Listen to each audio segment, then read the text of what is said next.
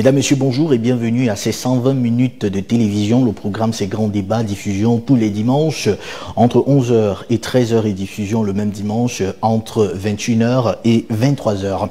C'est clair, le président de la République a autorisé il y a quelques semaines l'ouverture d'une enquête portant sur l'utilisation de l'argent octroyé par les bailleurs de fonds pour financer la lutte contre le coronavirus. L'affaire suit son cours et constituerait peut-être le plus important scandale de détournement massif ces dernières années. À cet effet, plusieurs membres du gouvernement ont été discrètement auditionnés à leur cabinet par les enquêteurs du tribunal criminel spécial, une juridiction compétente en matière de répression de la grande criminalité économique et financière. Pour élaborer leur questionnaire, les enquêteurs disposaient du rapport d'audit de la Chambre de comptes de la Cour suprême portant sur l'année 2020. Ainsi, 23 départements ministériels se sont partagés 128,2 milliards de francs CFA de dotation, soit 71% des 180 milliards de dotation globale du Fonds spécial de solidarité nationale pour la lutte contre le coronavirus. Saisis par les auditeurs, seuls 19 ministères ont répondu à la demande d'information à la fin du mois de septembre 2020. Ayant travaillé avec les données mises à leur disposition, les magistrats ont fait un inventaire des irrégularités, recensant ainsi 30 fautes de gestion. Ils ont par ailleurs recommandé l'ouverture de 10 procédures concernant les faits susceptibles de constituer des infractions à la loi pénale. Voilà de façon sommaire les faits dans cette affaire. De l'autre côté, l'opération de comptage physique du personnel de l'État menée par le ministère, on va le dire ainsi, des Finances entre avril et juin 2018 pour la phase de recensement et entre septembre 2018 et janvier 2019 pour la phase pré-contentieuse trouve son fondement juridique dans deux circulaires présidentielles, à savoir celle du 20 juin 2017 et celle du 24 juillet 2019 relative à la préparation du budget de l'État. C'est donc en exécution de ces circulaires que le ministère des Finances a procédé dans un premier temps à un recensement, on va le dire ainsi, à la caisse des agents publics sur toute l'étendue du territoire national. Par la suite, a suivi la phase précontentieuse au cours de laquelle les agents publics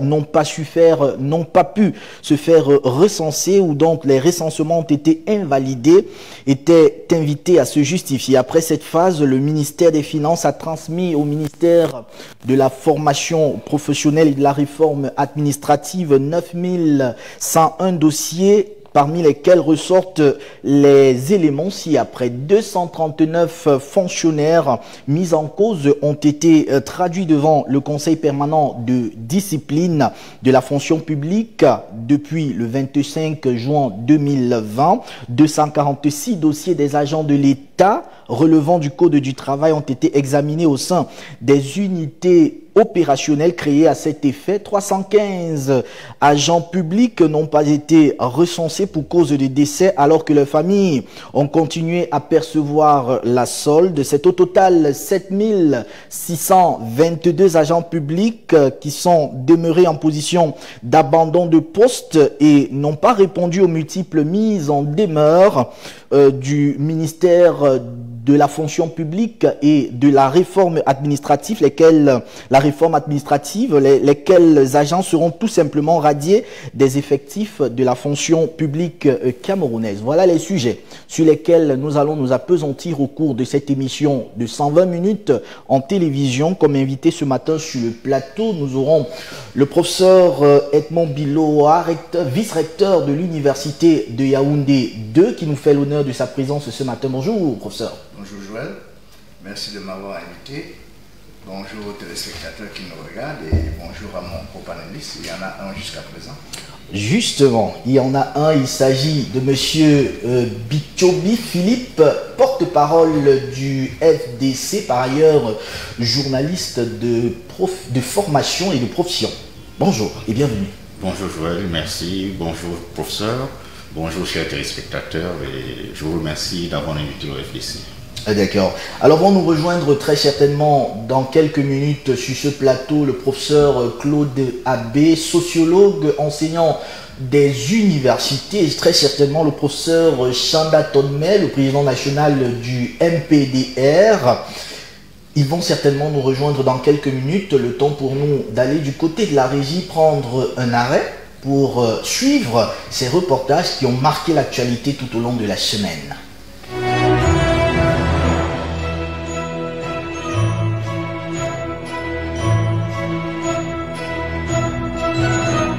L'époque de la tolérance administrative est révolue, a martelé le ministre de la fonction publique et de la réforme administrative, Joseph Lee. Et ses 493 agents de l'État licenciés sont la preuve de ce que l'opération coup de balai chez les fonctionnaires porte des fruits. Le sujet qui nous rassemble aujourd'hui est de la plus haute importance, spécialement pour ceux des agents publics qui, pour une raison ou une autre, ont été épinglés lors de l'opération de comptage physique du personnel de l'État, communément appelé COPE. Un résultat obtenu au bout de multiples sommations. Au plan statistique, il y a lieu de relever que les actions menées dans le cadre de l'instruction de ces dossiers nous ont permis d'obtenir les résultats ci-après. 239 fonctionnaires mis en cause ont été traduits devant le Conseil permanent de discipline de la fonction publique depuis le 25 juin 2020.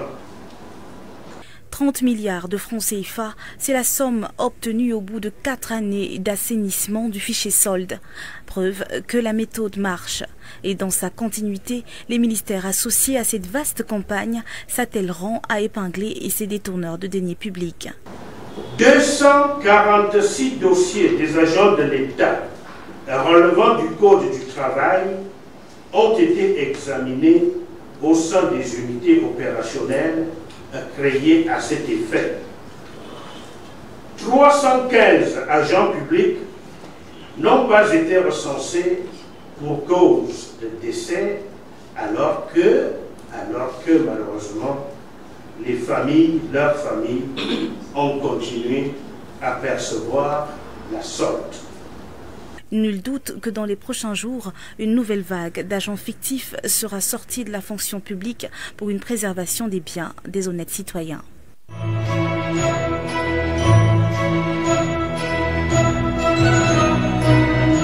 60 000 places peintes aux couleurs de la nation et bercées par cette mélodie de champion, l'arène du stade Olembe affiche déjà les allures des grandes compétitions.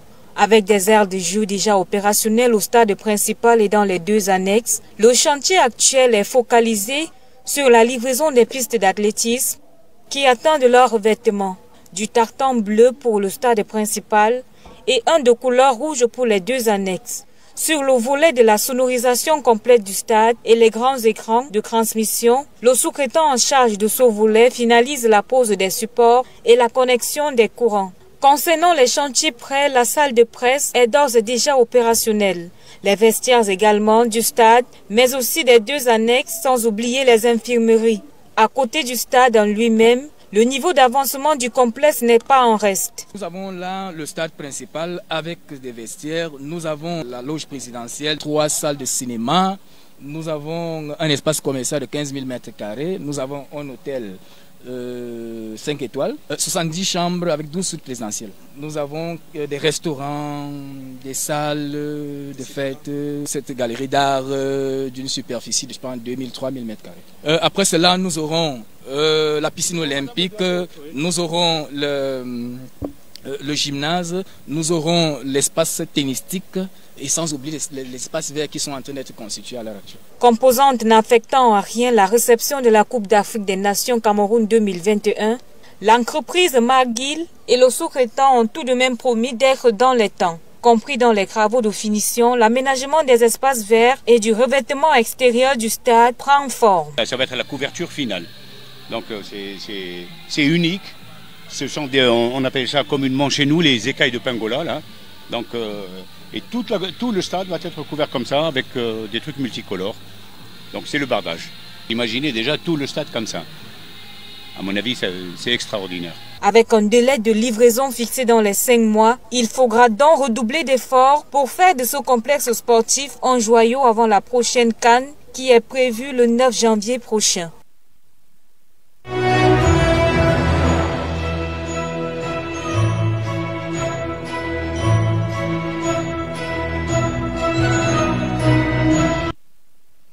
Merci à la rédaction centrale de CAN10 Télévision pour ces arrêts, pour ces reportages réalisés. Ce qui m'amène directement à vous poser la toute première question, professeur. En assainissant le fichier solde, vous l'avez suivi tout à l'heure, le rapport lors de ce reportage du ministre de la formation professionnelle, de la fonction publique tout au plus et de la réforme administrative. En assainissant le fichier solde, l'État réalise quand même une économie de près de 30 milliards de francs CFA, c'est dire que cette opération prouvait catégoriquement son importance. Oui, bon, elle a son importance, pas au vu de la somme qui est économisée, parce que dans la logique des possibilités, 30 milliards en ce qui concerne le budget du Cameroun, c'est dérisoire. Bon, maintenant, c'est sûr que c'est important d'assainir le fichier solde. S'il y a beaucoup de gens qui ne travaillent pas et qui continuent à émarger dans le budget de la République, il faut mettre fin à ça. Et l'argent qui pourrait être dégagé de cette économie pourrait être utilisé à d'autres fins, à des fins notamment beaucoup plus utiles.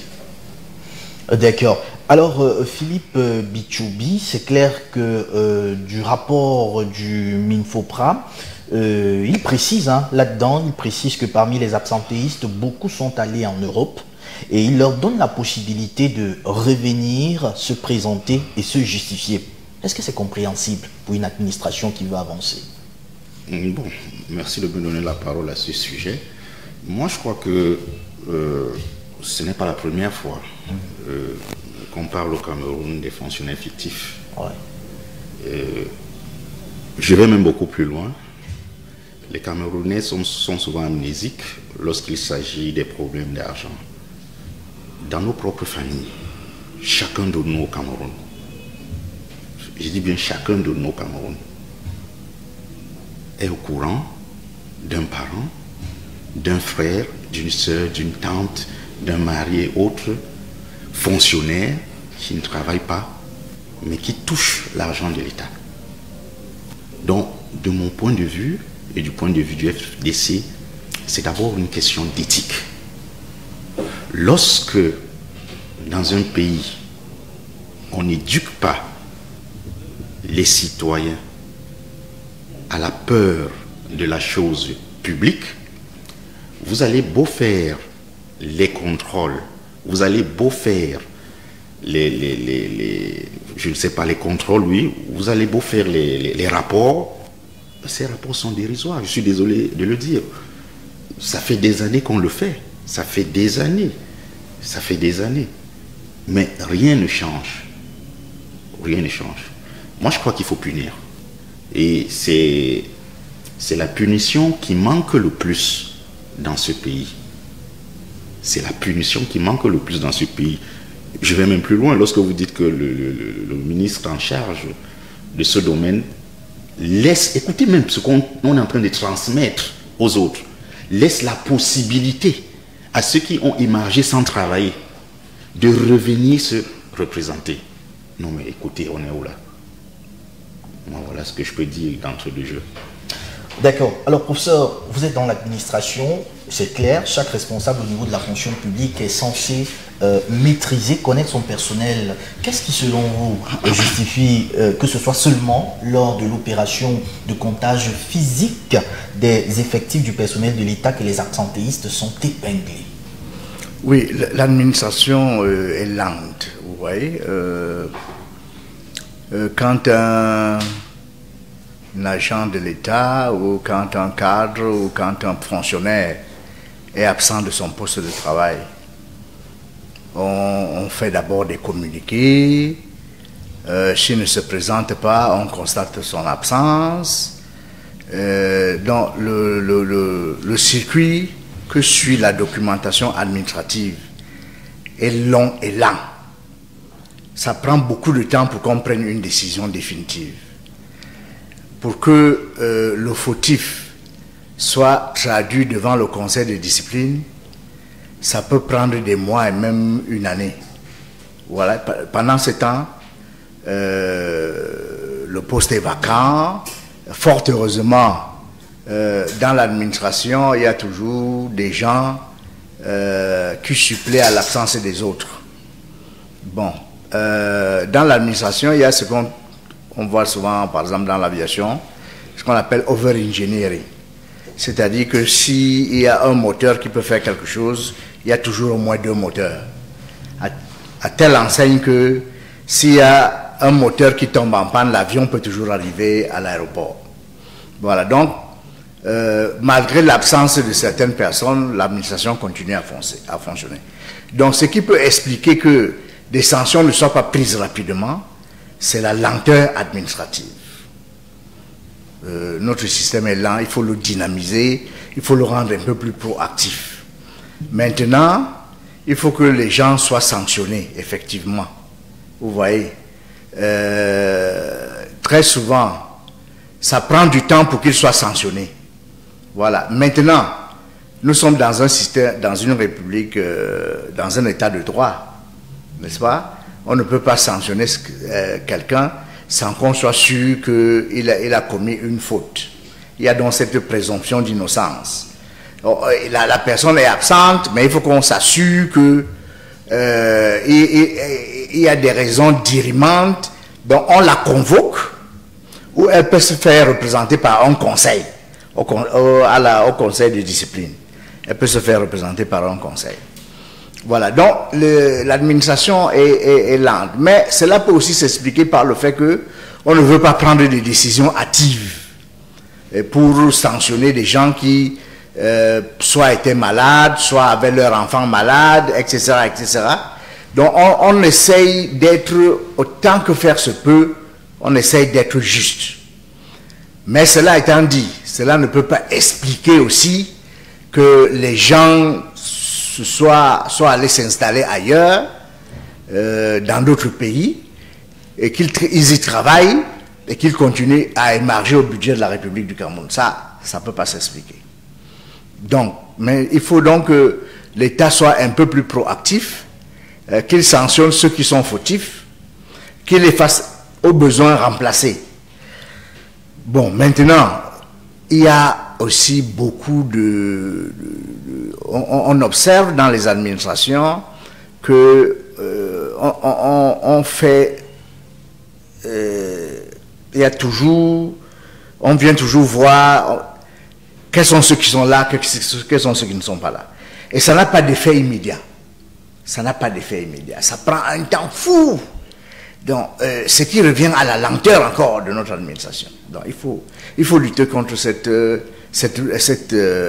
lenteur. Il faut lutter contre l'inactivité de ceux qui gouvernent.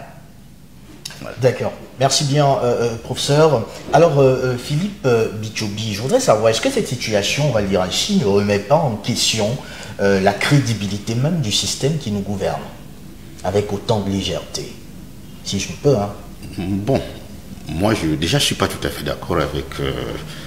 bon, pas entièrement, parce que, avec ce que dit le professeur, parce que j'insiste sur un point. Les Camerounais savent ce qu'il faut faire pour que leur pays décolle. Ouais. Nulle part dans le monde, les pays qui se sont développés n'ont eu une administration lente, n'ont eu une administration corrompue, n'ont eu une administration dans laquelle les fonctionnaires arrivent à 10 heures, rentrent à 13 heures. Ça n'est pas possible. Le professeur ne peut pas essayer de trouver, comment dirais-je,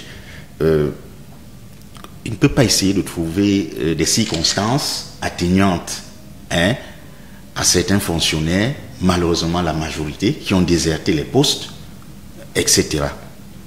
Ceci étant dit, pour le suivi des fonctionnaires, mais c'est simple, débarrassons-nous de la paperasse. Nous sommes quand même à l'ère du numérique, à l'ère de l'informatique et autres. Le Cameroun a les moyens de se faire construire un fichier, un véritable fichier des fonctionnaires, du moins ceux les plus importants, qui devraient pointer chaque matin. C'est comme ça que les grosses entreprises fonctionnent. Oh, l'État, c'est une grosse entreprise, contrairement à ce qu'on croit. Si l'État n'est pas actif, le secteur économique ne sera pas tiré. Je vous prends un simple exemple. Je suis par exemple, ce qui n'est pas le cas, je suis par exemple un gros homme d'affaires.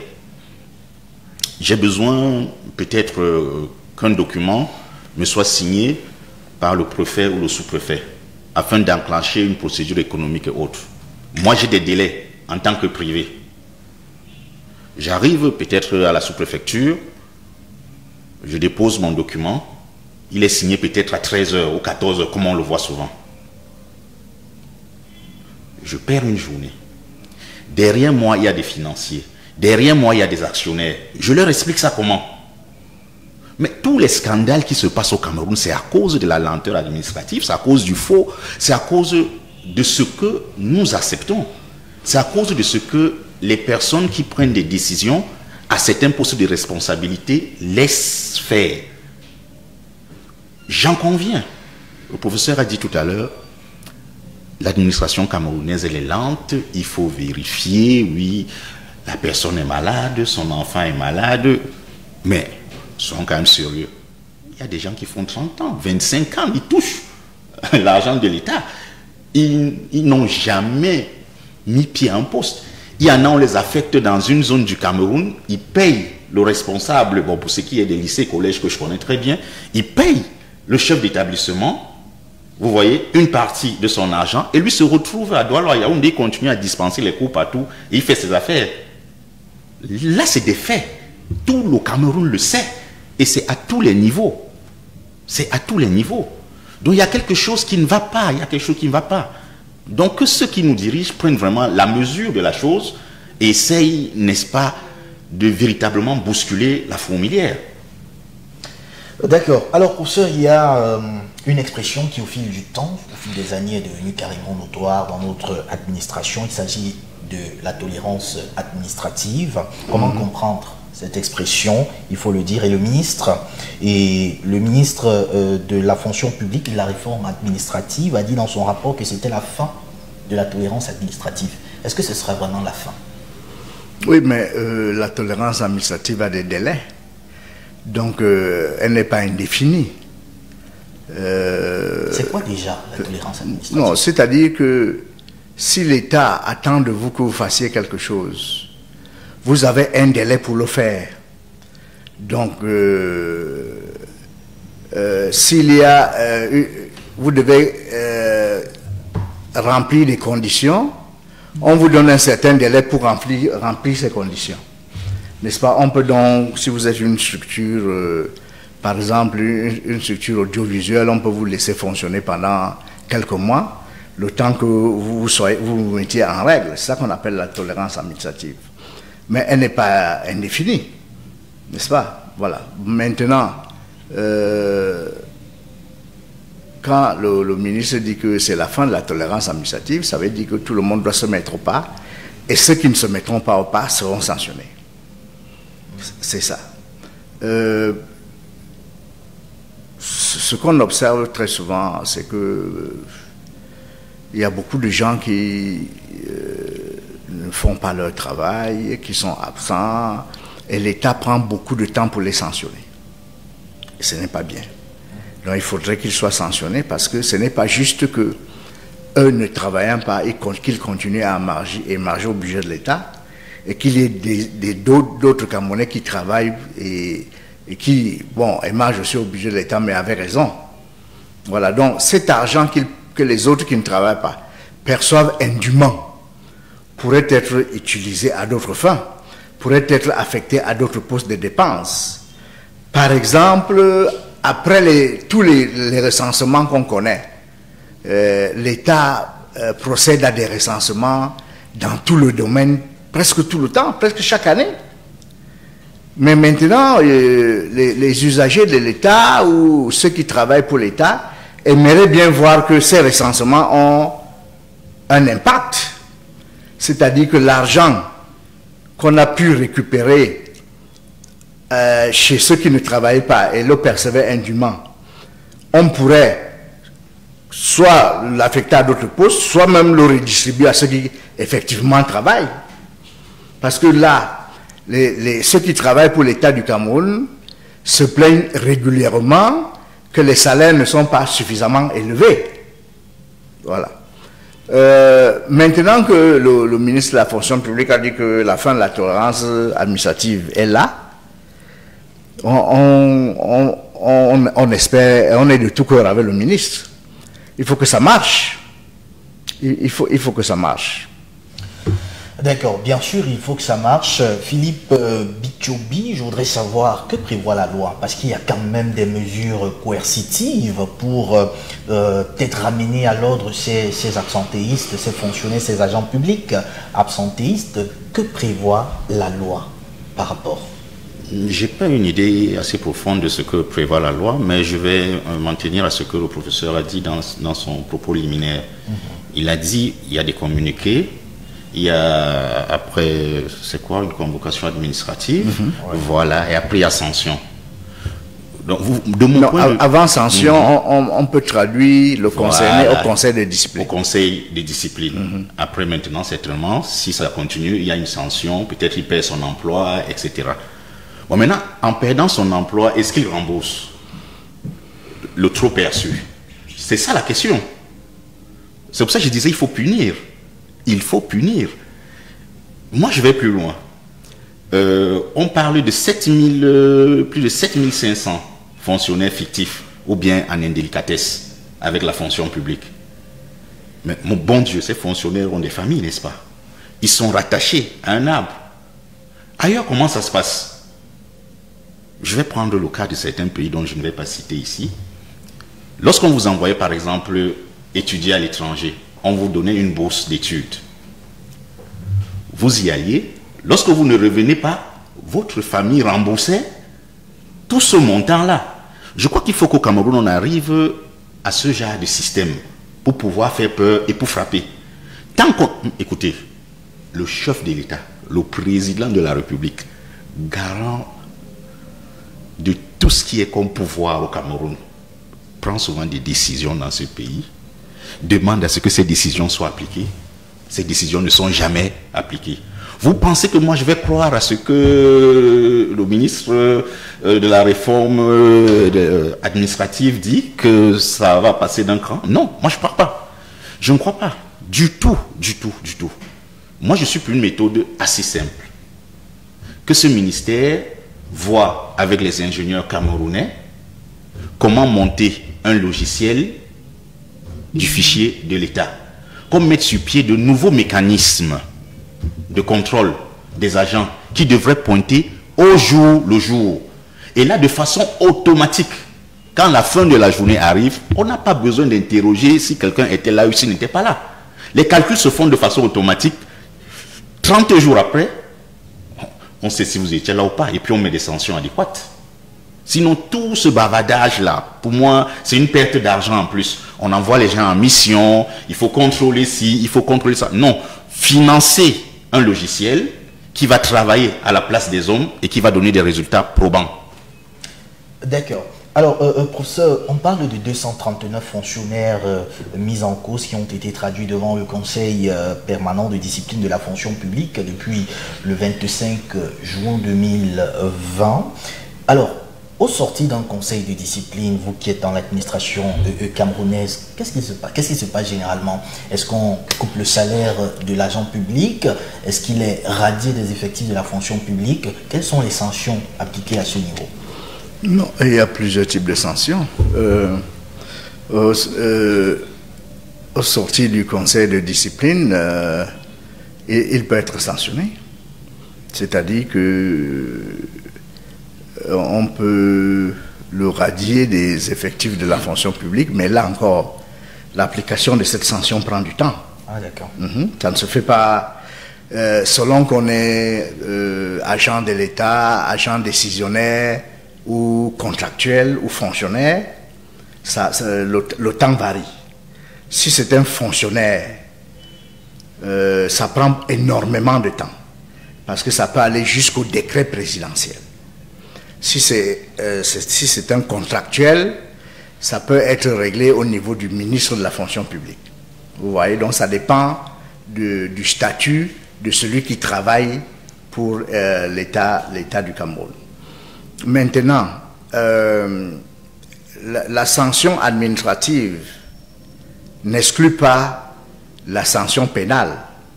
C'est-à-dire que l'État du Cameroun peut se pourvoir en plaignant et poursuivre celui qui a indûment perçu l'argent de l'État du Cameroun. Et en ce moment-là, on peut le mettre en débat, c'est-à-dire qu'on lui demande de restituer ce qu'il a pris. Et ça arrive à plusieurs personnes.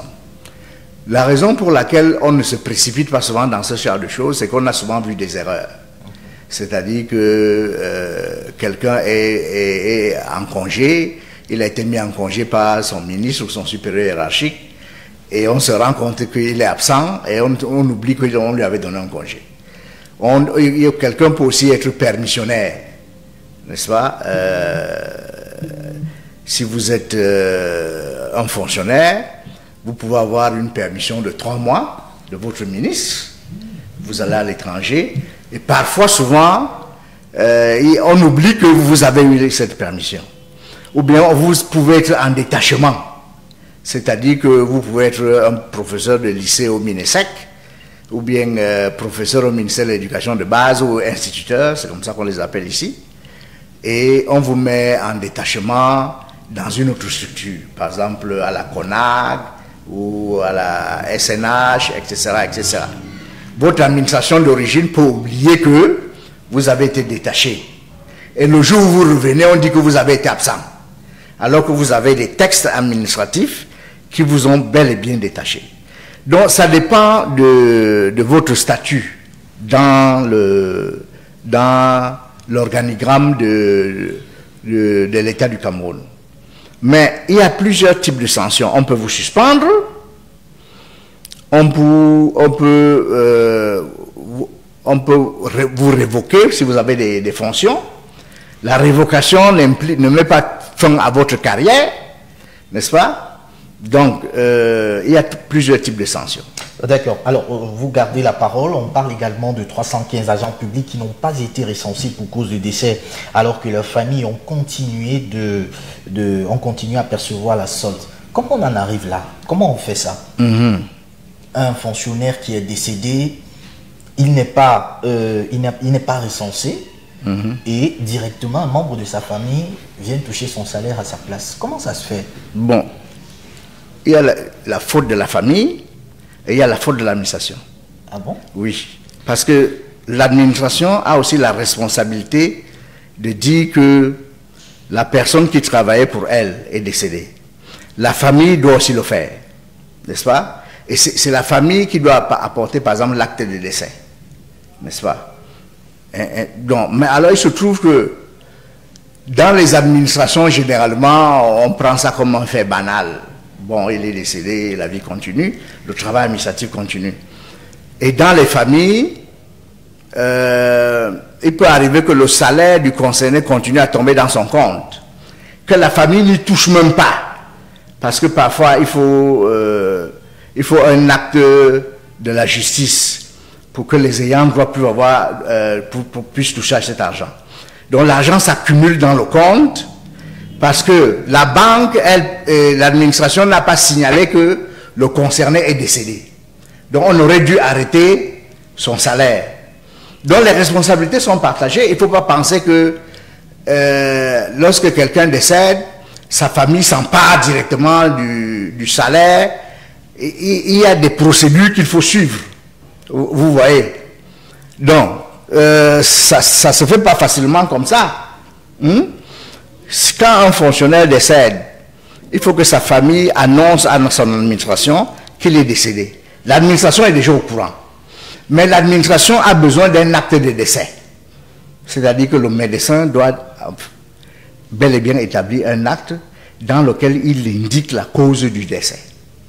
Vous voyez? Maintenant, sur le plan juridique, la famille, les ayants droit, si c'était un homme marié, l'usufruitière, la veuve, doivent se présenter devant un juge pour que le juge détermine les responsabilités des uns et des autres dans la gestion après mort, post-mortem de celui qui est décédé. Bon, donc, parce que si l'administration elle-même faisait son travail, on n'aurait pas ce type de cas. Si les familles aussi faisaient leur travail, on n'aurait pas ce type de cas. Donc il ne faut pas penser que c'est uniquement la faute des ayants droit ou la faute de la famille. Voilà. Oh, d'accord. Réagir, vous voulez réagir peut-être par rapport avant qu'on ne passe? Oui, justement, le ministre de la Réforme administrative a parlé de 315 agents publics dont les familles ont continué à percevoir le solde. Ouais. On n'a pas dit le solde était accumulé dans le compte de ces personnes et que c'était là, ça attendait que l'État récupère, parce que justement, il y a eu des moments où l'État a récupéré. Voilà. Au début de mon propos concernant ce sujet, je parlais d'une question éthique, morale et de civisme de l'ensemble des Camerounais. Vous voyez un peu. De l'ensemble des Camerounais. Moi, je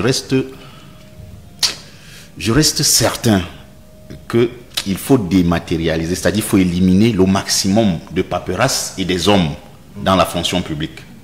Il faut créer des systèmes informatiques qui feront en sorte que le travail puisse se faire seul.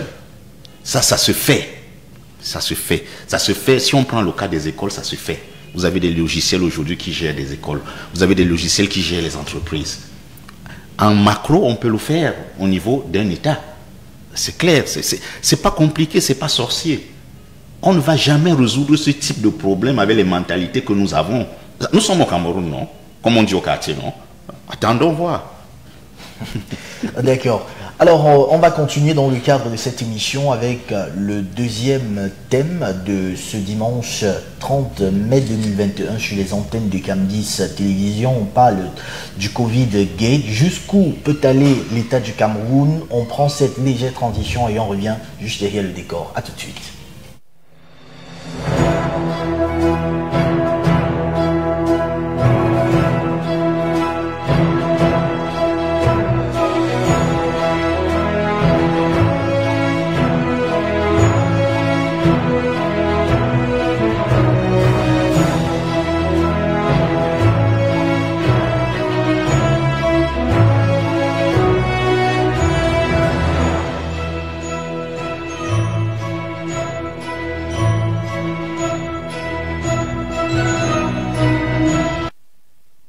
Le président de la République, je l'ai dit à l'entame de mes propos, a autorisé il y a quelques semaines l'ouverture d'une enquête portant sur l'utilisation de l'argent octroyé, on va le dire ainsi, par les bailleurs de fonds pour financer la lutte contre le coronavirus. L'affaire suit son cours et constituerait, comme je l'ai dit, l'un des plus importants scandales de détournement massif ces dernières années. Covid-Gate, on en parle ce matin. Professeur, pourquoi quand au Cameroun, je le dis trivialement, comme au quartier, pourquoi au Cameroun, Covid-19 doit forcément rimer avec soupçon de détournement? Bon, ça ne rime pas avec soupçon de détournement. Et en fait, tout le monde s'est emballé après la sortie du rapport de la Chambre des comptes. Qui ne devrait pas sortir. Personne n'a dit que le rapport de la Chambre des comptes devrait être confidentiel. Une fois que la Chambre des comptes a adressé le rapport au président de la République, le président de la République peut le donner à ses collaborateurs et ses collaborateurs ne sont pas tenus de le garder secret. Il faut que ce soit bien clair. Il n'y a rien dans les textes du Cameroun qui disent que le rapport de la Chambre des comptes doit être secret. Voilà. Et donc ça n'a embarrassé personne que le rapport de la Chambre des comptes se retrouve dans les journaux, dans les médias. Et je pense même d'ailleurs que pour l'éducation de tout le monde, c'est une bonne chose que le rapport de la Chambre des comptes soit public. Parce qu'il y a non seulement ceux qui gèrent la chose publique, mais il y a les usagers, il y a les Camerounais qui sont intéressés par la façon dont les affaires publiques sont gérées. Donc, de mon humble point de vue, ça ne me dérange pas que ce rapport ait été rendu public. Même s'il est contesté par les magistrats. Contester est un mot bien fort. C'est un rapport d'étape. Qui dit rapport d'étape dit que il y a des faits qui peuvent changer ou dont l'interprétation peut changer après quelque temps. Bon, par exemple, je ne sais pas si ce rapport a été soumis à contradiction, mais par exemple, quand on vous dit dans le rapport que les comptables matières n'avaient pas de documents attestant de la livraison de certains équipements, maintenant les documents peuvent arriver après. C'est possible. Maintenant, quand on vous dit que certains marchés étaient des marchés fictifs, ces marchés peuvent être réalisés après le rapport. Voilà, c'est pour ça qu'il faut être un peu circonspect et faire attention à l'interprétation des faits. Mais il y a des faits qui ne changeront plus, n'est-ce pas? Donc si on vous dit qu'on a acquis des équipements personnels, hein, n'est-ce pas? Des équipements individuels, et que la ligne budgétaire qui avait été prévue, c'était 1,8 milliard. Et maintenant, on a dépensé 25 milliards 800 millions. C'est-à-dire qu'il y a un écart de 24 milliards. Et on a dépensé 25 milliards 800 millions. Ce n'est qu'un exemple. Hein. Je n'ai pas le document devant moi. Alors, en ce moment-là, ce n'est pas susceptible de changer. Ce n'est pas susceptible de changer. Mais il y a effectivement des faits dans le rapport d'étape de la Chambre des comptes qui pourraient être soumis à une évolution. Ça, c'est possible. C'est possible. Parce qu'en réalité, lorsque il y a un audit, n'est-ce pas, on vous contrôle, on vous pose des questions et on revient vers vous. Vous faites lire le rapport d'audit et vous pouvez contester certains faits. C'est pour ça que la contradiction est importante. Oui. Voilà. Mais il y a quand même des choses dans ce rapport qui sont tellement accablantes et qui ne sont pas susceptibles de changement. Même quand le rapport final aura été publié par la Chambre des comptes. D'accord. Monsieur Philippe Bitchobi, 2 ministères sont les plus visés par cette affaire et du coup mis en cause, mais tout en gardant le principe de présomption d'innocence. Je voudrais souligner quand même un petit quiproquo qui nous permettrait peut-être d'établir les responsabilités. D'abord, la responsabilité du MINRESI. Le professeur Jean-Louis Oyono, directeur de l'IMPM, qui est l'Institut des recherches médicales et des plantes médicinales, a indiqué, je lis hein, car j'ai un bord là qui me sert de fil conducteur, a indiqué que sa structure avait toutes les capacités requises pour produire localement l'hydroxychloroquine et l'azithromycine, médicaments retenus dans le protocole de traitement du coronavirus au Cameroun.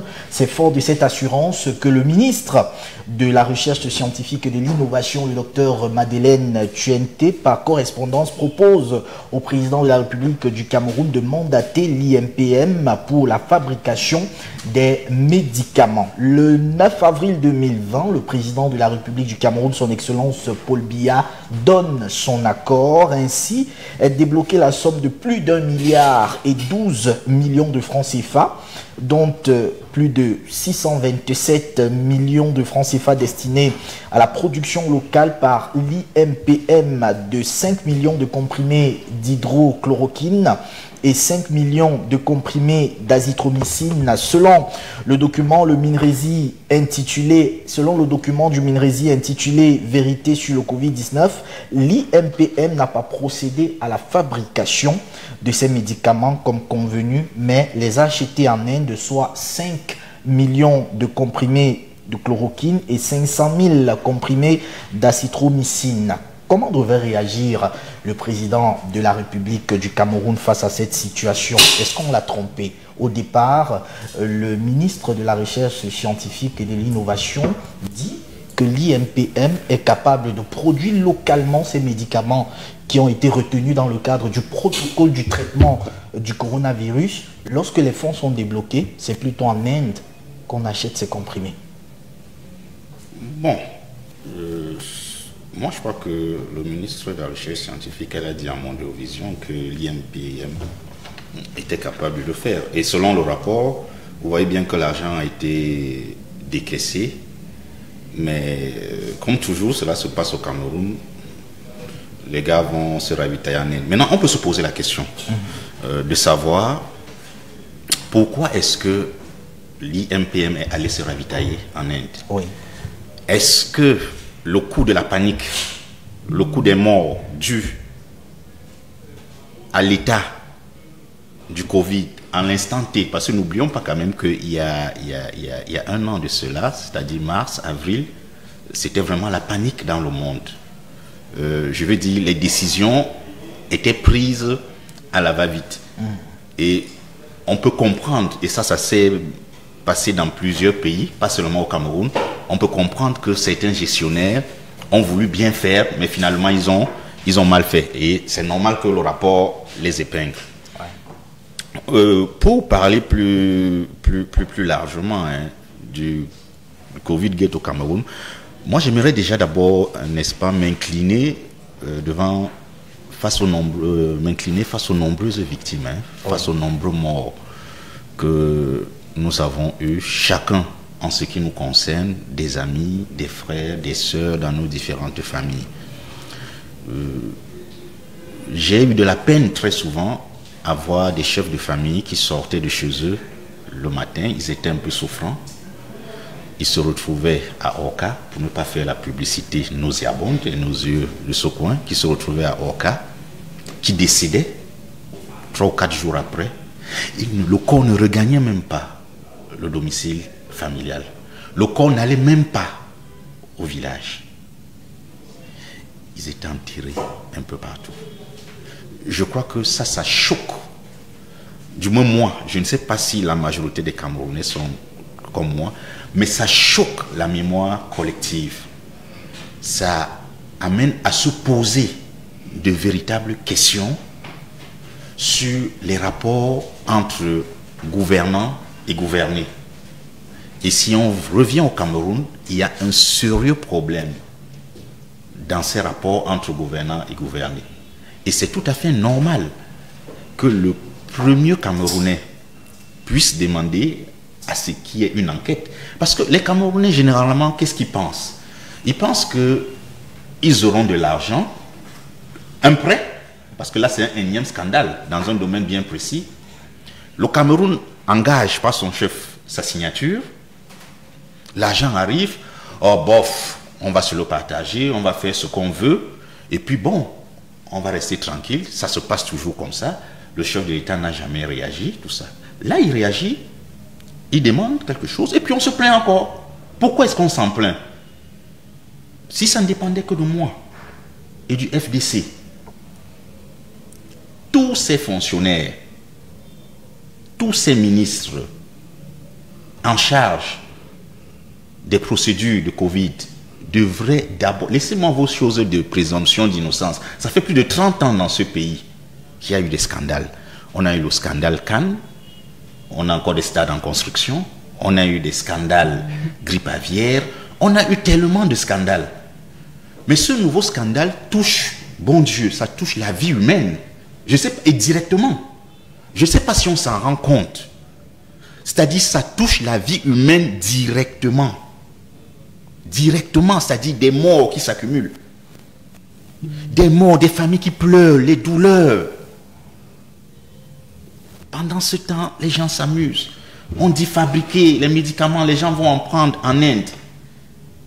On dit construisez des centres. Les gens font ce qu'ils veulent. On dit livrer les ambulances. Aucune ambulance n'a jamais été livrée. On dit passer les marchés. Sur 100%, il n'y a qu'une seule entreprise qui gagne plus de 90%. Vous pensez que le rapport final va changer cet état de choses? Non, ça ne pourra pas changer. Il y a des faits qui sont là. Il y a des faits qui sont là. C'est têtu. Et moi, je vais encore beaucoup plus loin. Moi, j'interroge en général le clergé de ce pays. dans son ensemble, les catholiques, les protestants, les musulmans, etc., etc.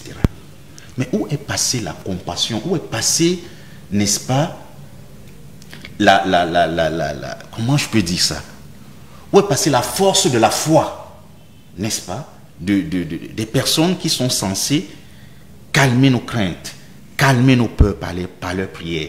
Il n'y a même pas eu une grande messe œcuménique de l'ensemble de ces personnes-là pour apaiser nos cœurs, pour nous dire non, ça va aller.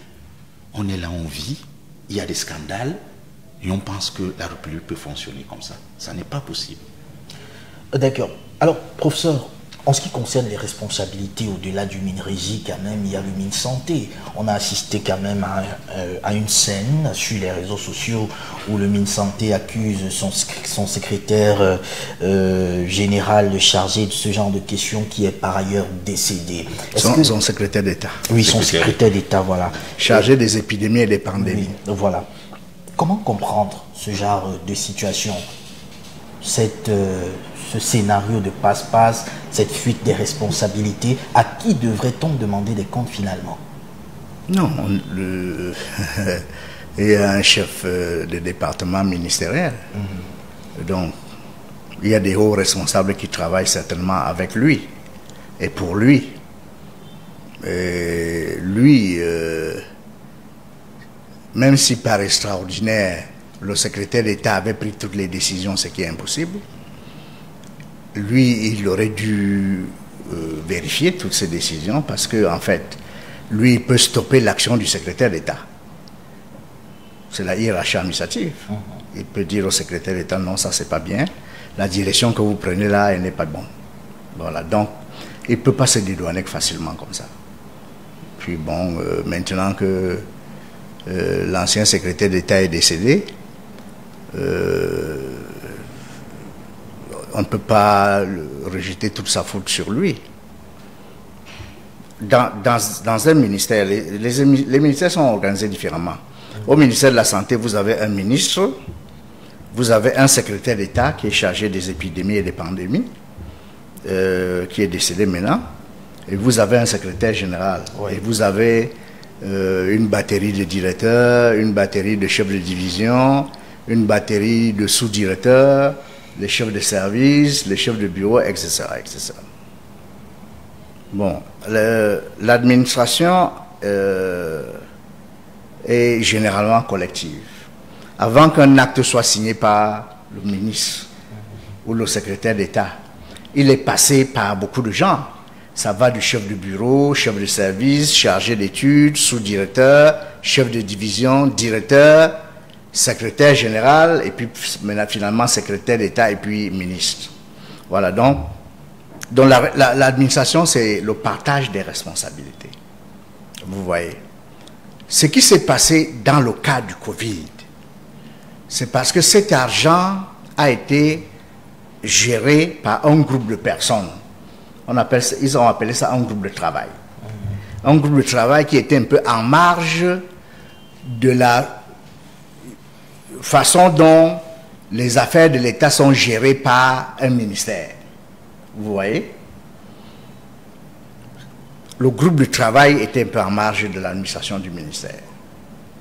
Parce que quand ce sont les affaires du ministère qui sont gérées, quand on veut engager une dépense, le dossier passe par le bureau des engagements. Le bureau des engagements vous dit la ligne là, elle a telle hauteur. Si vous dépassez la ligne, le bureau des engagements arrête le dossier là, net. Vous voyez? Maintenant, le groupe de travail, lui, il n'avait pas ça. Il n'avait pas ça. C'est pour ça qu'on voit que le groupe de travail, il y avait des lignes budgétaires de 1 milliard et le groupe de travail est parfois allé à 25 milliards. Si ça avait été dans le cadre du ministère, ça aurait été impossible.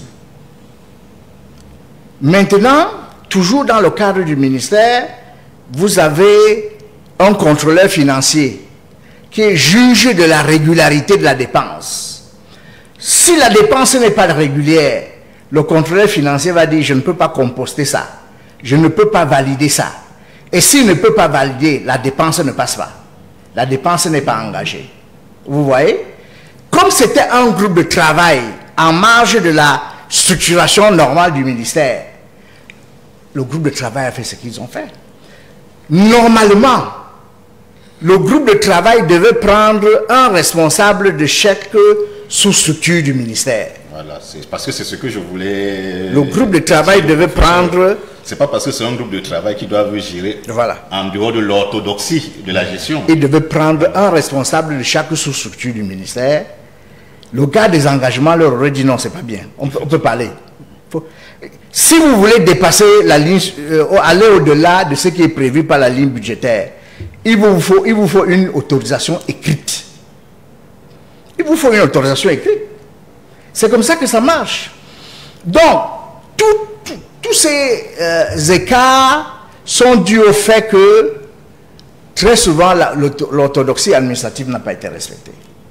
C'est pour ça qu'il y a ces problèmes. Et je peux comprendre que ça a certainement créé des rancœurs. Il y a des gens qui travaillent pour le ministère au quotidien. Maintenant, il y a les autres là. C'est eux qui gèrent les 45 milliards. Hein, vous voyez, ça a donc créé des problèmes. Ils ne sont pas entourés d'un certain nombre de précautions. Parce que l'État met des garde-fous.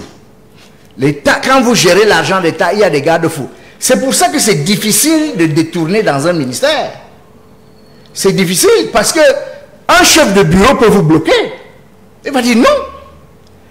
Maintenant, si vous allez au-delà du chef de bureau, vous vous exposez à d'autres critiques. Vous commencez à vous exposer aux critiques. Donc, ce qui s'est passé là, avec l'argent du Covid, c'est que l'argent du Covid a été géré par un groupe de personnes. Un groupe de personnes. Maintenant, il ne faut pas trop se focaliser sur le ministre. Le ministre n'était pas seul. Le secrétaire d'État n'était pas seul. Il était entouré de gens. Hein? J'ai dit que l'administration est le partage des responsabilités. S'il y a des écarts, des fautes de gestion, et si maintenant un juge interpelle ces gens-là, tous vont être interpellés. Ils vont tous être interpellés à leur degré de responsabilité. Il ne faut pas se focaliser sur le ministre. Mais le ministre est le chef du département. C'est lui qui répond de tout ce qui se fait dans le département. Le secrétaire d'État ne peut pas écrire une lettre directement au Premier ministre. La lettre doit passer par le ministre. Le Premier ministre ne peut pas écrire directement au secrétaire d'État. Il va écrire au secrétaire d'État sous couvert le ministre. C'est comme ça que ça marche. Donc, que le secrétaire d'État soit là ou pas, il y en a qui seront comptables de ce qui s'est passé.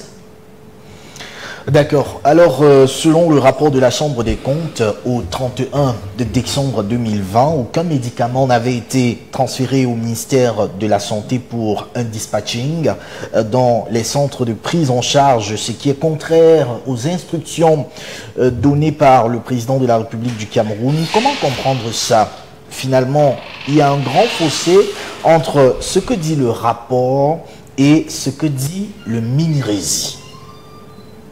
Bon, ils sont déjà en train de se manger le nez, comme on dit au quartier. Et une chose est sûre, c'est que les médicaments ne sont pas arrivés au ministère de la Santé. À qui la faute? Bon, la faute dès le départ, dès le MINRESI même. Parce que le MINRESI, en décaissant le montant, aurait dû suivre. Vous ne pouvez pas décaisser un montant. En fait, vous ne pouvez pas, par exemple, envoyer votre enfant à l'école. Et le soir, lorsqu'il rentre, vous avez son emploi du temps. Vous ne vérifiez pas si les cours qu'il devait faire lundi, s'il les a faites. Sinon, il va venir, ah papa, l'école s'est bien passée. Oui, ça s'est bien passé. Ah papa, bon, je m'en vais dormir, tout ça. Vous voyez, et vous accumulez. Donc, c'est une question de procédure. C'est une question de procédure. Donc, le MINRESI a failli. Le MINRESI a failli. Vous avez dit le M quoi? J'ai parlé du Minresi et également le fossé entre les... Non, ceux qui étaient censés fabriquer les médicaments sur place, ils ont pris en main. L'INPM. Voilà, eux également, c'est une grosse faute, lourde. C'est une très grosse faute. Ils auraient dû, et j'espère qu'il y a une autre, ils auraient dû dire au Minresi qu'à date, et vu ce qui se passe actuellement, vu la panique, est-ce que vous nous donnez l'accord d'aller acheter les médicaments ailleurs? J'espère que cette note existe. Si elle n'existe pas, ils sont en faute. Je crois qu'il y a une... Oui, prof. Oui, vous voyez, quand vous recevez l'argent de l'État, on dit souvent que l'argent est fléché. L'État ne vous donne pas de l'argent sans savoir ce que vous allez faire avec l'argent. C'est comme ça. Donc, l'État décaisse de l'argent et sait déjà que vous allez faire ceci, vous allez faire ceci, vous allez faire cela. C'est évident. D'ailleurs, je peux vous dire que dans le cadre de la lutte contre le Covid, on avait demandé aux universités de faire des budgets. Nous avons, à Yaoundé 2, à l'université de Yaoundé 2, nous avons fait un budget que nous avons envoyé au MINUSUP. Et le MINUSUP l'a envoyé aux finances. Mais on ne nous a pas encore donné l'argent. Donc, quand les finances vont décaisser l'argent, le ministère des Finances saura que l'argent X qu'on envoie à Yaoundé 2, c'est pour s'acquitter de telle tâche. Vous voyez. Donc, la confusion, là, personne ne comprend ça. Effectivement. Personne ne peut comprendre ça. Quand vous avez pris de l'argent, on vous avait dit que vous feriez quoi avec l'argent? Vous allez fabriquer les médicaments. Vous allez fabriquer les médicaments. Et maintenant, vous allez donner les médicaments à qui? Le ministère de la Recherche scientifique, lui, il ne distribue pas les médicaments aux gens ou aux structures. Donc, même si ça n'avait pas été précisé, eux-mêmes, ils auraient dû d'abord demander, quand nous allons fabriquer les médicaments, on les remet à qui? Logiquement, on devrait les remettre au ministère de la Santé. Oui.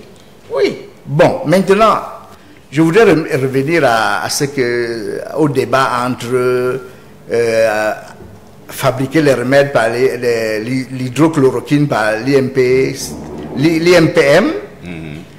le ministre de la Recherche scientifique et de l'innovation, Madame Madeleine Chuente, dans une interview qu'elle a accordée à Jean-Bruno Taille, elle a dit qu'elle a reçu des instructions pour qu'elle arrête de fabriquer les médicaments. C'est pour ça qu'ils se sont tournés vers l'Inde.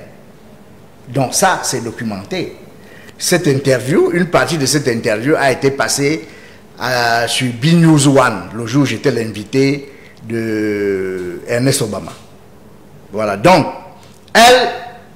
quand elle dit qu'elle a reçu des instructions, ça veut dire qu'elle a reçu une correspondance écrite de la hiérarchie lui instruisant d'arrêter la fabrication des remèdes.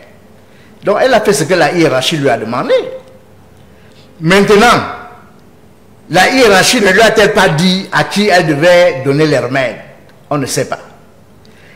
En tout cas, nous, on n'a pas tellement besoin de savoir, le peuple camerounais a besoin de le savoir, mais le juge, lui, va poser la question. Ça, c'est sûr.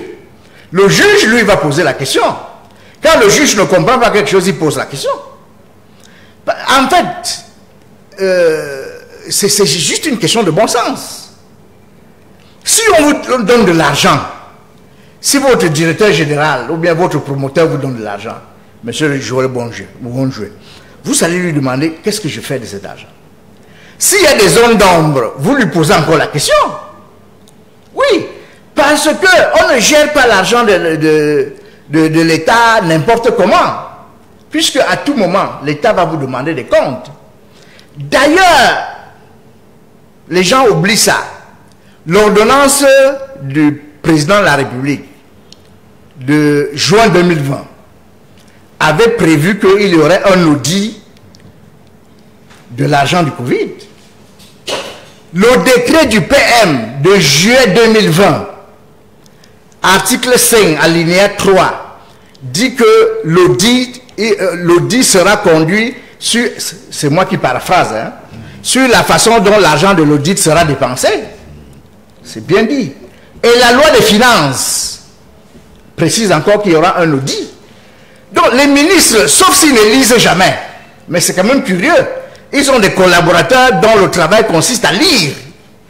Chacun a une division des affaires juridiques qui aurait dû leur dire que tout ce qu'on va avoir là, il y aura un audit.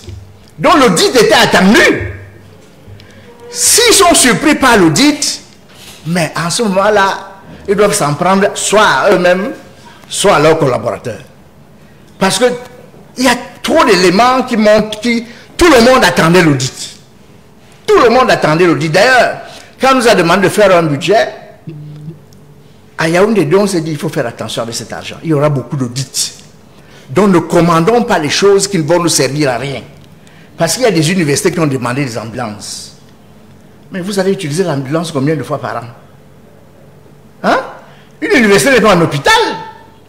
Vous pouvez passer 2 mois sans qu'on amène un enfant à l'hôpital. Quand l'enfant est malade, lui-même il va à l'hôpital. Donc vous avez besoin d'une ambulance pour faire quoi? Quand on va vous demander l'ambulance que vous avez achetée, c'était pour servir à quoi? Parce qu'il faut anticiper. Il faut anticiper. Qu'est-ce que les gens qui font le contrôle, l'audit, c'est ce genre de questions qu'ils posent. Et donc moi je suis surpris que On est surpris qu'ils soient surpris. On est surpris que certaines personnes soient surprises.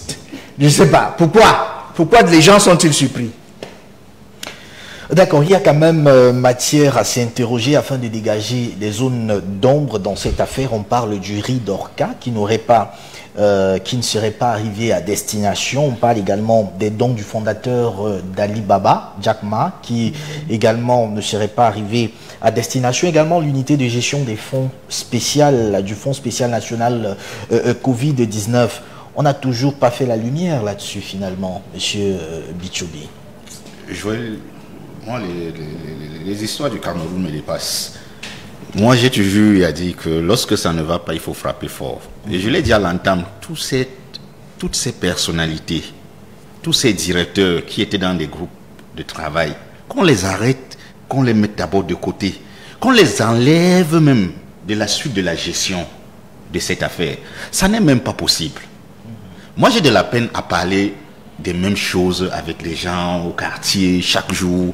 Je veux dire, qu'est-ce qu'on retransmet à nos enfants? Nous avons tous des petits frères et des enfants. On dit ministre là, il a volé, il a frappé. Scandale, les gens sont morts à cause de lui. À cause de lui, les gens meurent. Mais on le voit là, il se balade à cause de lui et ses collaborateurs. Les gens meurent, il a volé. Les rapports, le premier rapport d'étape, les épingles. Mais l'État laisse quand même, parce que votre titre c'était jusqu'où peut aller l'État, je crois bien. On y vient. Voilà. Mais l'État laisse quand même faire. Vous voulez qu'on dise quoi? Vous voulez qu'on pense à quoi? Il y a eu tellement de scandales. Non, mais si l'État n'est pas capable de frapper, que l'État nous dise. Parce qu'on risque d'arriver dans un pays un jour où quelqu'un a eu mal au cœur, il va prendre une arme, il va tirer sur quelqu'un dans la rue. On va en arriver là. On va en arriver là. Parce que ça gronde, ça boue dans les cœurs, là, dans les quartiers. Ça boue. Et ce scandale est le scandale de trop. Je vous le dis, ce scandale est le scandale de trop. Ce n'est pas parce que ça touche une question d'argent, mais ça touche la vie humaine. Et j'insiste, chacun de nous a perdu un ami dans cette histoire. Chacun de nous a perdu un père, une mère, une soeur, une tante. Mais ces gars devraient même faire profil bas. Ils devraient faire profil bas.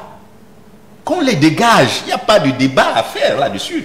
Qu'on les dégage. Laissez-moi ces histoires de présomption d'innocence. Et que nos juges quand même, à un certain niveau quand même, que nos juges prennent leurs responsabilités. Donc il n'y a aucun juge dans ce pays qui a suffisamment de couilles pour interpeller un haut responsable dans ce pays, sans attendre une note du chef de l'État. Il y a quelque chose qui ne va pas. Mais si moi je commets une infraction là dehors, ou bien si je suis sorti avec la petite d'un juge, mais on va me mettre une escouade de gendarmes ici dehors, ils vont me bastonner. Mais vous parlez même de quoi? Non, quand même, qu'on arrête ça dans ce pays. D'accord. Alors, professeur, la question fondamentale que je vais vous poser est jusqu'où peut aller l'État? Jusqu'où peut aller l'État qui dispose quand même d'un appareil de coercition, on va le dire ainsi, qui dispose non seulement de l'armée, qui dispose également de la justice.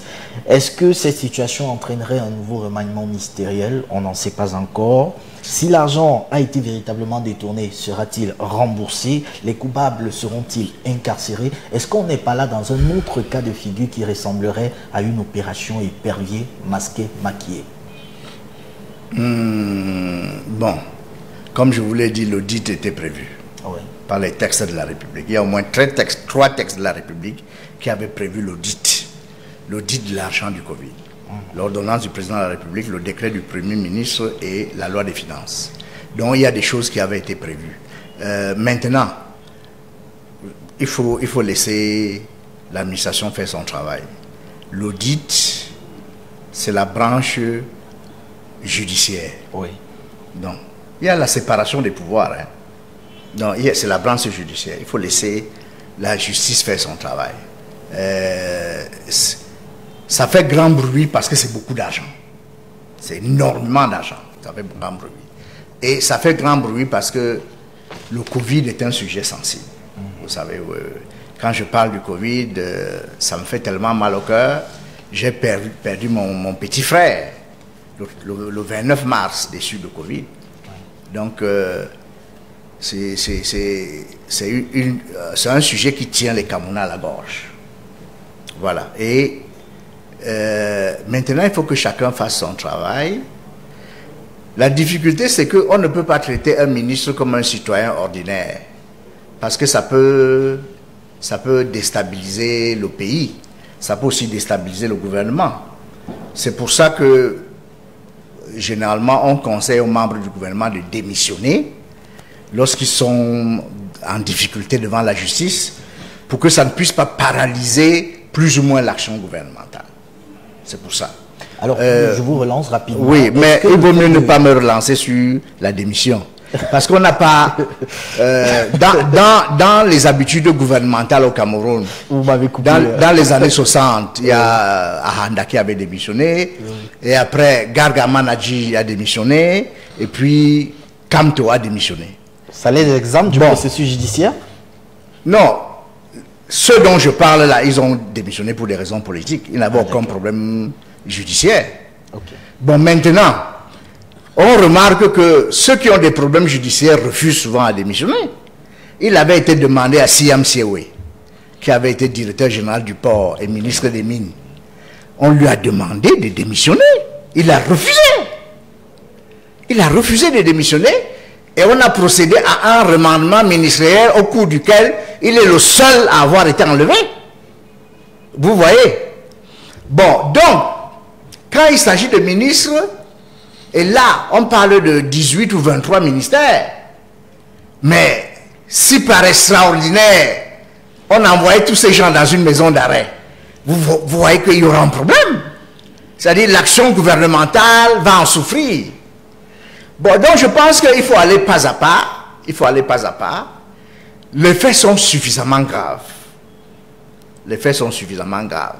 Et vous, les journalistes, vous avez déjà dit qu'il y a au moins 5 qui iront en prison. Si on s'en tient. Vous, les journalistes. Si on s'en mais la presse, c'est un pouvoir aussi. Hein. Généralement, ce que la presse dit se vérifie toujours plus ou moins. Parce qu'on se sert des faits de la loi. Oui, c'est ça. Parce que si vous voyez ce qui s'était passé avec le Watergate, Richard Nixon, les journalistes avaient déjà dit que non, ça c'est sûr que le secrétaire général de la présidence ira en prison. Et il s'appelait Alderman. Il est allé en prison. Hein? Et les journalistes avaient dit que non, le président de la République va démissionner et Nixon a démissionné. Donc les journalistes ont un pouvoir énorme. Ils ont un pouvoir énorme. Maintenant, moi je souhaite que chacun fasse son travail sereinement. La Chambre de comptes de la Cour suprême a fait une partie de l'audit. Parce qu'il y a un rapport définitif qui doit être publié. Et il y a des choses qui vont être différentes de ce qui était dans le rapport d'étape. Mais il y a des choses qui ne vont pas changer. Il y a des choses qui ne vont pas changer. C'est évident. Il y a des choses qui ne vont pas changer. Et ces choses-là même sont extrêmement graves. Vous voyez. Maintenant, à titre personnel, je pense aussi que on a un problème ici avec les contrôles et les audits. Oui. Vous avez une opération ponctuelle comme la lutte contre le Covid. Vous attendez toute une année pour, pour donner un rapport. Pendant ce temps, les erreurs se sont multipliées. N'est-ce pas? Les erreurs, il y a eu composition. C'est-à-dire, on a pris une erreur, on a pris une autre erreur. Il y a eu juxtaposition, coordination, association, concaténation. Et ça prend toujours du temps pour faire les contrôles. Il y a des structures où, moi je suis vice-recteur à l'université de Yaoundé 2, et nous avons le consup qui est là depuis quelques mois, et ils font l'audit de 2014 à 2018. 2014 à 2018, ça fait au moins 4 ans. Entre-temps, il y a eu au moins 3 recteurs qui sont passés. L'un d'eux est décédé. Mais beaucoup d'eau a coulé sous les ponts. Je pense que si on faisait un contrôle tous les 3 mois, ça ferait que le trimestre qui suit, on ne fera plus l'erreur qu'on a commise au premier trimestre. Vous voyez? Ça réduirait les erreurs considérablement. Ça réduirait les erreurs considérablement. Et je pense aussi que dans toutes les administrations sensibles, où beaucoup d'argent coule, on peut prendre un spécialiste du consup, un spécialiste de la chambre des comptes, on les met là, dans ce qu'ils appellent les groupes de travail là. Les gars là vont leur dire, il y aura un problème. Il vaut mieux anticiper que de faire l'audit par embuscade. Maintenant, on va mettre les gens en prison, est-ce que l'argent va venir? Quand les gens ont déjà dépensé l'argent est parti. Même si on veut récupérer l'argent, on va récupérer une partie. Tout n'est pas récupérable. Parce que généralement, quand le gars vient d'avoir 100 millions là, il dit, bon, ce week-end d'abord, je sors un peu avec les amis, je mange le poisson, je bois le champagne, vous avez 20 millions qui sont déjà partis. Même si par extraordinaire, vous récupérez 80 millions, vous n'allez pas récupérer les 100 millions. Donc, je pense que on doit faire des rapports, des audits et des contrôles tout le temps. Et ça doit être par trimestre. Par trimestre. Comme ça, le gestionnaire ne commet pas l'erreur du premier trimestre au second trimestre. Parce qu'on lui a déjà dit que ce n'est pas bon. Vous voyez? Regardez ce qui s'est passé en une année. Vous avez 1,8 milliard. Vous dépensez 25 milliards. Hein? Vous êtes au-delà, un écart de 24 milliards. Or, 3 mois après, on lui aurait dit non, arrête là, arrêtez là. Donc je pense que nous devons réfléchir continuellement à la manière dont le Cameroun gère le pays. Nous devons nous remettre continuellement en question. Si dans leurs écoles de management, on leur dit qu'il faut faire un audit à la fin de l'année, on peut aussi leur dire de faire un audit à la fin du trimestre. Parce qu'à la fin d'un trimestre, on peut déjà avoir fait beaucoup d'engagement. On regarde ça rapidement, on lui dit non, il y a erreur ici. Ne recommettez plus cette erreur. Vous voyez, nous autres enseignants, on ne le sait que trop bien. Quand je dirige une thèse, je ne veux pas que l'étudiant m'apporte toute la thèse et me dise voici la thèse. Je dis non. Je lis chapitre par chapitre. Parce que je ne veux pas qu'il commette dans le second chapitre l'erreur qu'il a commise au premier chapitre. N'est-ce pas? Donc je lis. Quand j'ai déjà lu le premier chapitre, je lui dis maintenant, rédige le second chapitre. Il ne va pas répéter la même erreur. L'erreur méthodologique, l'erreur théorique, l'erreur de référenciation, des choses comme ça. Parce que je lui ai déjà dit, ça ne se fait pas comme ça. Vous voyez? Vous faites un audit à la fin de 4 années. Parfois, les premiers concernés, il y en a qui sont morts. Il y en a qui sont partis. Vous faites quoi? Voilà maintenant que le Lamito de Garoua est décédé, paix à son âme. Si on avait fait cet audit après le premier trimestre, après le second trimestre et après le troisième trimestre, il aurait répondu. en disant on a fait ceci pour cette raison, mais maintenant qu'il est décédé, qui va dire? Parce que le patron a une vision que ceux qui sont en bas n'ont pas forcément. Et le contrôle va me mettre trop difficile. Les gars là vont dire que c'est le patron qui avait dit, mais le patron n'est pas là pour dire qu'il n'avait rien dit. Bon, voilà. D'accord. Alors, Philippe Bichobi, je vous pose la même question relative à la thématique inscrite à l'ordre du jour principalement. Cette question qui nous intéresse, jusqu'où peut aller l'État selon vous? Je crois que la peine ou jusqu'où doit aller l'État? Je crois que la peine de mort n'est pas abolie dans ce pays. Pardon? Oui, j'insiste, je parle très bien. La peine de mort n'est pas encore abolie dans ce pays. Mais on ne l'applique plus. Vous non, on ne l'applique assumez ce que vous dites? J'assume très bien non, ce que on n'a pas aboli. La peine de mort n'est pas encore abolie dans ce pays. Je me suis renseigné avec des amis juristes récemment parce que je me posais quand même des questions assez brutales. La majorité de nos gestionnaires, heureusement qu'il y en a encore de bons, la majorité de nos gestionnaires n'ont même plus peur de la prison. Oui, ça, il faut le dire. Combien de ministres avons-nous en prison? Combien de hauts cadres? Combien de directeurs généraux? On en a même eu des premiers ministres. On en a des secrétaires généraux de la présidence de la République. Mais l'État a tout fait. Ou si vous voulez, le premier citoyen camerounais a tout fait. Il est passé par toutes les étapes pour pouvoir punir. Mais les gars n'ont pas peur. C'est des mangétivores. C'est-à-dire qu'ils ont une gloutonnerie financière que vous ne pouvez pas imaginer. Mais il ne reste plus que la peine de mort, si ça peut bousiller les mentalités. Maintenant, vous avez dit l'État. Et c'est une très très bonne thématique de mon point de vue, parce qu'en fait, là, vous n'avez pas interrogé le gouvernement, vous n'avez pas interrogé le chef de l'État, vous n'avez pas interrogé la population, vous avez dit l'État. Or, on sait que l'État est une entité dans laquelle on trouve des citoyens. Bon, il y a des définitions sociologiques, etc., mais vous voyez, vous interrogez tout le monde. Et là, c'est une très bonne question. Dans l'État, on trouve le chef de l'État.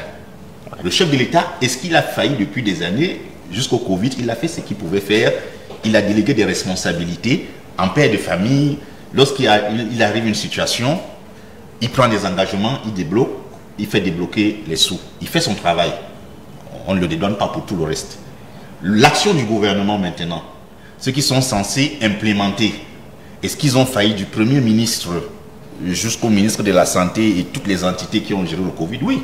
Ceux-là, j'ai dit, moi j'insiste, on doit les mettre de côté et on continue. Est-ce que le clergé, comme je disais tout à l'heure, a failli? Oui. Parce qu'il y a quand même, comment on les appelle, les personnalités morales. On parle de morale dans un pays. Lorsque l'écart commence à se faire ressentir, les différents lamidos, les prêtres, les pasteurs, ils peuvent notamment appeler ces responsables-là. Puisque ces personnalités morales sont en contact avec le peuple qui souffre. Ah bon, monsieur le ministre, monsieur le directeur général, mais en bas là, ça gronde. Qu'est-ce qui se passe? Essayez, n'est-ce pas? Vous voyez un peu de mieux gérer pour que ça ne se fait pas. Sinon, on n'en arriverait pas à de telles extrémités. Maintenant, j'en viens à nous, la population, le peuple. Nous sommes un peuple qui ne sait pas faire foule. Comme le disait... C'était qui? Aimé Césaire. C'était quel... Retour au pays des... Cahier d'un retour au pays natal. Cahier d'un retour au pays natal. Nous sommes un pays qui ne sait pas faire foule. Il faut bien que les Camerounais commencent à s'exprimer. Il ne faut pas les amener à la grève ou à l'insurrection. Attention à ce que vous allez dire, je vous en prie. Non, je vous dis, moi j'assume. Au FDC, nous assumons. Nous assumons. Là, je parle en tant que cadre. Oui, mais pour le moment, sur le plateau, ce que vous dites... Non, vous m'avez invité. Vous n'allez pas me demander de fermer ma bouche, de ne pas m'exprimer. Mais il y a certaines expressions que je ne peux pas autoriser sur un plateau républicain. Non, je ne vois pas ce que j'ai dit ce que vous vouliez peut-être dire. De si grand qui pourrait amener... Qui suis-je? On ne me connaît pas, je suis anonyme. Mais je suis un Camerounais qui écoute et qui transmet ce qu'il entend. Mais quand vous aurez dit ça, vous ne serez plus anonyme. Vous voyez un peu. Non, je suis, mais bien sûr, je suis même plus anonyme, c'est une bonne chose. Donc, je disais donc que nous sommes un peuple qui ne sait pas faire. Pourquoi est-ce qu'on a peur de ça, prof? Non, je suis désolé. Le prof, c'est déjà un monsieur d'un certain âge. Hein? Il ne devrait plus avoir peur au vu de tout ce qu'il a fait, de tout ce qu'il a encadré comme étudiants, qui sont aujourd'hui des hommes mûrs. Il ne devrait plus avoir peur de parler. Moi, je n'ai plus 20 ans, je n'ai plus 25 ans. Je ne devrais plus avoir peur de m'exprimer. Je suis désolé. Lorsque ça ne va pas dans une république, lorsque des faits sont suffisamment graves, qui touchent la vie humaine directement, et moi j'insiste là-dessus, qui touchent... Vous ne me verrez pas parler sur les scandales de Cannes, pas parce que c'est des scandales moindres, non. Mais le Covid-Gate, je vous assure, je dis bien chacun de nous a perdu un être cher. On en parle, les gens sont là, ils s'amusent. J'espère qu'on va rétablir la peine de mort au Cameroun. Espérons bien qu'on n'en arrive pas là, carrément. Professeur, peut-être une dernière prise de parole avant la fin. Non, bon, le monde entier pense que la peine de mort est barbare. Donc, c'est pour ça qu'on ne l'applique plus au Cameroun. Non, mais même dans les grandes démocraties aux États-Unis. Elle est encore appliquée dans certains États américains, pas dans tous. Ouais. La plupart ont abrogé la peine de mort. Donc, cela étant dit, on peut régler nos problèmes sans avoir recours à la peine de mort. Je pense que si les gens commettent des écarts de gestion, des gens distraient l'argent public, c'est parce qu'il n'y a pas suffisamment de contrôle aussi. Il faut reconnaître ça. Nous sommes laxistes, nous sommes lents. Nous sommes lents dans tout ce que nous faisons. Non, prof. Quand nous faisons, si on faisait des contrôles chaque trimestre comme on le fait, ça irait un peu trop vite. Et puis, il faut aussi que les gens passent un peu moins de temps aux affaires. Vous voyez, beaucoup de nos aînés qui étaient les directeurs généraux des sociétés sont en prison parce qu'ils ont passé beaucoup de temps aux affaires. Quand vous dites ça, professeur, je veux savoir, vous faites référence à quelle catégorie de personnalité? Ça va jusqu'au plus haut sommet de l'État? Ça ne vous concerne pas, vous n'êtes pas Camerounais. Ça concerne tout le monde. Il ne faut pas faire comme si, quand l'argent public est détourné, le jour où votre enfant malade va décéder, vous ne saurez pas si c'est parce qu'il n'y avait pas suffisant, le plateau technique n'était pas bien équipé. Là, c'est parce que généralement, on n'arrive pas à mettre le doigt sur le petit point. C'est pas qu'on n'arrive pas à mettre le doigt, on a peur. Comme vous, le présentateur, vous dites non, prof. Non, lorsque le prof dit, bon, c'est pas que je me substitue à lui, moi je parle pour moi. Lorsque le prof dit, suggère, si vous voulez, et que les gens ne doivent pas mettre assez de temps, ça concerne tous les Camerounais. Ça concerne tous les Camerounais. Je ne dis pas que les gens ne doivent pas être au poste, hein. Mais vous voyez qu'en France, si vous êtes DG 3 ans, on vous enlève, on vous envoie dans une autre structure. Vous voyez, ça permet que vous soyez toujours lucide. Quand vous restez longtemps à un poste, vous commencez à vous habituer, la routine, et puis vous pensez même que c'est la plantation que votre grand-père vous a laissée. Vous devenez insolent et arrogant. Et les vôtres commencent à penser que c'est pour eux. C'est pour eux. Vous voyez. Donc il faut changer le système régulièrement. Il faut changer le système régulièrement. Et puis, en fin de compte, il n'y a rien de meilleur que l'éducation. Il faut éduquer en permanence. Il faut éduquer en permanence. La corruption, le détournement des deniers publics, partout aux États-Unis, au Japon, en Europe, on condamne les dirigeants pour ça. Bon, donc, on doit faire des efforts pour surmonter cette histoire. C'est comme si c'était aussi une pandémie chez nous. Hein.